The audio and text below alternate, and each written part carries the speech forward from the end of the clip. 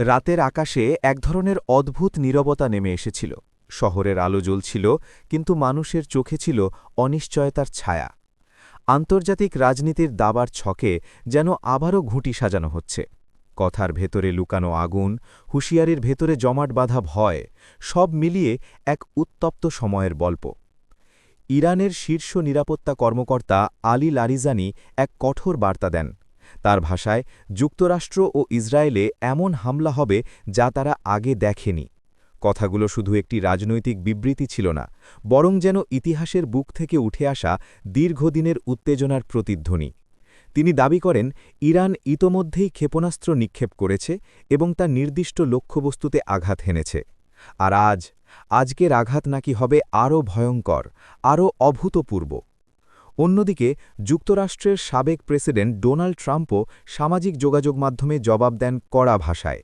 তিনি সতর্ক করে বলেন, ইরান যদি অভূতপূর্ব আঘাত হানে, তবে যুক্তরাষ্ট্র এমন শক্তি দিয়ে পাল্টা আঘাত করবে যা আগে কখনো দেখা যায়নি। যেন দুই প্রান্ত থেকে বজ্রনিনাদ, কেউ পিছু হটতে রাজি নয়। এই হুঁশিয়ারির ভাষা কেবল রাজনৈতিক কৌশল নয়, এটি মানসিক যুদ্ধেরও অংশ। আন্তর্জাতিক রাজনীতিতে শক্তির প্রদর্শন অনেক সময় বাস্তব যুদ্ধের আগেই শুরু হয়ে যায়। টুইট, পোস্ট, বিবৃতি এসব হয়ে ওঠে নতুন যুগের কামান। মধ্যপ্রাচ্য দীর্ঘদিন ধরেই উত্তেজনার কেন্দ্রবিন্দু। ইরান ও ইসরায়েলের মধ্যে শীতল শত্রুতা নতুন কিছু নয়। যুক্তরাষ্ট্র বহু বছর ধরে এই অঞ্চলের ক্ষমতার ভারসাম্যে গুরুত্বপূর্ণ ভূমিকা রেখে আসছে। ফলে যখন এমন বক্তব্য আসে, বিশ্বজুড়ে উদ্বেগ বাড়ে। শেয়ার বাজার কাঁপে, তেলের দাম ওঠানামা করে। সাধারণ মানুষ চিন্তিত হয়, যুদ্ধ কি সত্যিই দরজায় কড়া নাড়ছে? কল্পনার ক্যানভাসে যদি আমরা এই পরিস্থিতিকে আঁকি, তবে দেখি তেহরানের এক কক্ষে আলো জ্বলছে গভীর রাতে। সামরিক উপদেষ্টারা মানচিত্রে চোখ রাখছেন। কোথাও ক্ষেপণাস্ত্র ঘাঁটি, কোথাও আকাশ প্রতিরক্ষা ব্যবস্থা। অন্যদিকে ওয়াশিংটনেও চলছে উচ্চ পর্যায়ের বৈঠক। গোয়েন্দা রিপোর্ট টেবিলে ছড়িয়ে। ইসরায়েলের আকাশে ড্রোন টহল জোরদার, যেন এক অদৃশ্য স্নায়ুযুদ্ধের রিহার্সাল। কিন্তু বাস্তবতা আরও জটিল। বড় শক্তিগুলো জানে, পূর্ণমাত্রার যুদ্ধ মানে শুধু সামরিক সংঘর্ষ নয়। অর্থনৈতিক বিপর্যয়, কূটনৈতিক অস্থিরতা, মানবিক সংকট সব একসঙ্গে। তাই অনেক সময় কঠোর ভাষার আড়ালে থাকে কৌশলগত হিসাব নিকাশ। কে কতদূর যাবে, কে আগে পিছু হটবে, নাকি কেউই নয়। ইতিহাস বলছে, বহুবার এমন হুঁশিয়ারি শেষ পর্যন্ত আলোচনার টেবিলে গিয়ে থেমেছে। আবার কখনো ছোট একটি ভুল হিসাব বড় সংঘাতে রূপ নিয়েছে। এই মুহূর্তে বিশ্ব তাকিয়ে আছে, এটি কি কেবল কথার লড়াই, নাকি সত্যিই আসন্ন কোনো অজানা ঝড়ের পূর্বাভাস? সাধারণ মানুষের চোখে যুদ্ধ মানে ধ্বংস, অনিশ্চয়তা, প্রিয়জন হারানোর ভয়। কিন্তু রাষ্ট্রের চোখে এটি কখনো কখনো ক্ষমতার ভারসাম্য রক্ষার কৌশল। আমরা এমন আঘাত করব যা তারা আগে দেখেনি।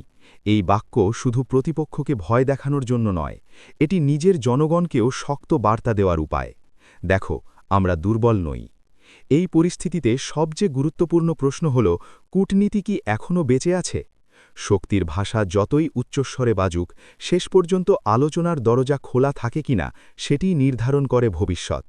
বিশ্ব রাজনীতির বড় খেলোয়াড়রা জানেন, একবার আগুন ছড়িয়ে পড়লে তা নিয়ন্ত্রণ করা কঠিন। আজকের বিশ্ব আগের চেয়ে অনেক বেশি সংযুক্ত। একটি ক্ষেপণাস্ত্রের শব্দ কেবল সীমান্তে সীমাবদ্ধ থাকে না, তা প্রতিধ্বনিত হয় বৈশ্বিক অর্থনীতি, জ্বালানি বাজার, এমনকি সামাজিক যোগাযোগ মাধ্যমেও। তাই অভূতপূর্ব আঘাত শুধু মানসিক শক্তির প্রশ্ন নয়, এটি এক বহুমাত্রিক বাস্তবতা।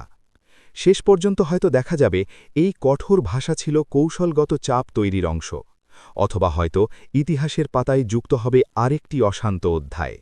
কিন্তু এই মুহূর্তে বিশ্ব যেন নিঃশ্বাস আটকে অপেক্ষা করছে। বাক্যের ঝড় কি বাস্তব ঝড়ে রূপ নেবে? সময়ের উত্তর সময়ই দেবে। তবে একটি সত্য অটল, যুদ্ধের ভাষা যতই জোরালো হোক, শান্তির প্রয়োজন তার চেয়েও বেশি শক্তিশালী।